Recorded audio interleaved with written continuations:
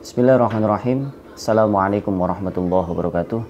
Alhamdulillah wassalatu wassalamu ala sayyidina Muhammad ibn Abdillah wa ala alihi wa ashabihi wa mawalah wa la hawla wa la quwata illa billah, amma ba'd. Para putra yang insyaallah dimuliakan oleh Allah Subhanahu wa taala, berjumpa kembali di channel Ayah Azfar Al-Farahidi. Di kesempatan kali ini kita akan membahas tentang dasar-dasar aqaidul iman.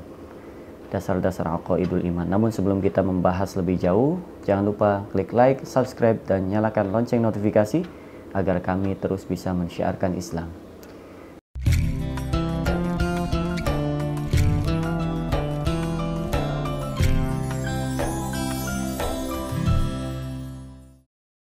Para putra yang insya Allah dimuliakan oleh Allah Subhanahu wa taala, di dalam Asma Abdul Jabbar ada hal yang harus diyakini, yang harus diimani, sehingga kita tidak tergelincir akidah kita oleh akidah-akidah yang lain yang menyesatkan kita. Oleh karenanya ada dasar-dasar aqaidul iman. Apa yang dimaksud dengan akidah itu?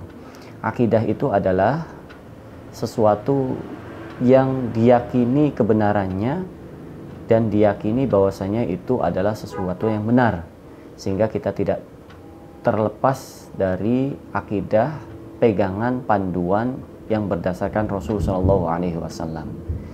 Sedangkan keimanan itu berkaitan dengan hati. Sesuatu yang diyakini dengan hati otomatis akan diyakini kebenarannya.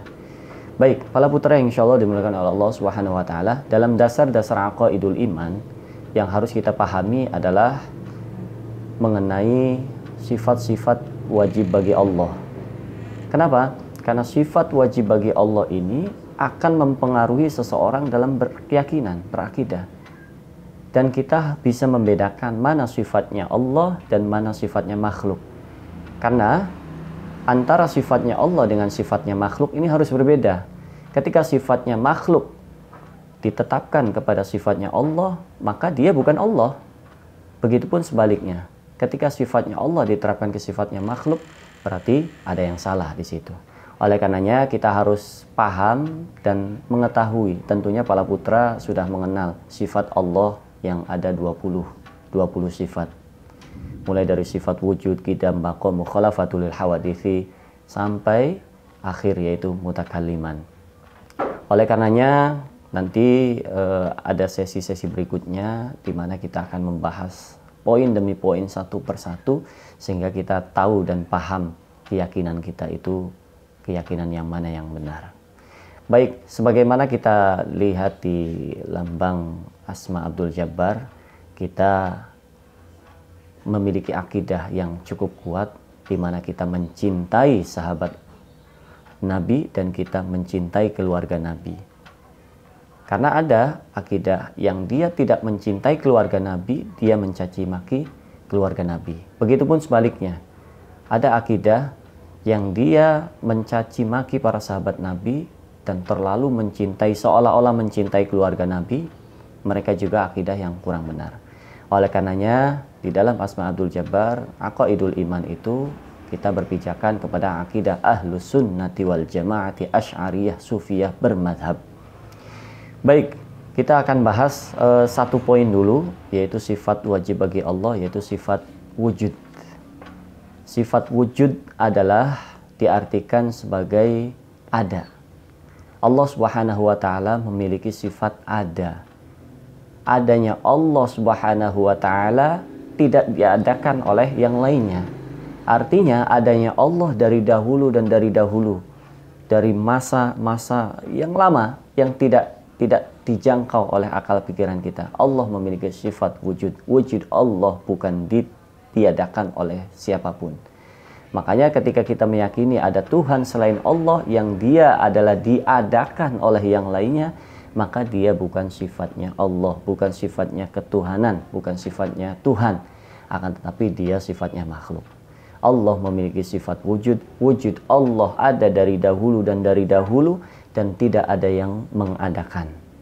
Sebagaimana Allah Subhanahu wa taala berfirman di dalam surat Al-Ikhlas, Bismillahirrahmanirrahim, Qul huwallahu ahad, Allahus samad, lam yalid wa lam yulad. Allah tidak diperanakan atau Allah tidak dilahirkan, walam yulad, dan tidak ada yang melahirkan. Allah tidak diperanakan dan juga tidak dianakan. Itu sifat Allah, memiliki sifat wujud, yaitu adanya Allah, ada dari dahulu dan dari dahulu. Dan jangan mengatakan Allah ada itu oleh siapa, karena ketika kita menanyakan Allah itu ada dari makhluk-makhluk yang lainnya, maka dia bukan Tuhan lagi, dia bukan sifat ketuhanan lagi, akan tetapi dia sudah sifatnya adalah ke makhluk. Itu sifat Allah yang pertama, yaitu sifat wujud, yaitu Allah ada dari dahulu dan dari dahulu tidak ada yang menciptakan, tidak diciptakan oleh siapapun. Allah memiliki zat laisa kamitslihi syai'un, tidak ada sesuatu pun yang sama menyamai dengan Allah, dan tidak ada sifat yang mempersamakan kekuatannya dengan Allah Subhanahu wa taala.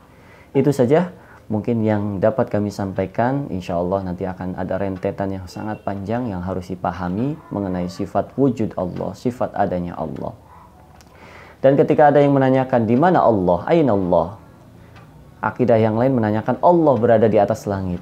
Nah, kalau Allah berada di atas langit, artinya Allah butuh langit. Ketika Allah butuh langit, berarti Allah makhluk. Nah, ini. Jadi sifat Allah berada di atas makhluk itu bukan akidah kita yang benar. Akan tetapi akidah kita yang benar adalah Allah Subhanahu wa taala tidak butuh tempat, tidak butuh makhluk, tidak diciptakan, dan tidak pula Allah bergantung pada makhluknya. Sehingga nanti ada akidah-akidah yang berkembang yang menghantam akidah Ahlus Sunnati wal Jamaati Asy'ariyah, dan para putra semuanya harus memahami itu sehingga akidah keyakinan kita tetap berada dalam akidah yang benar.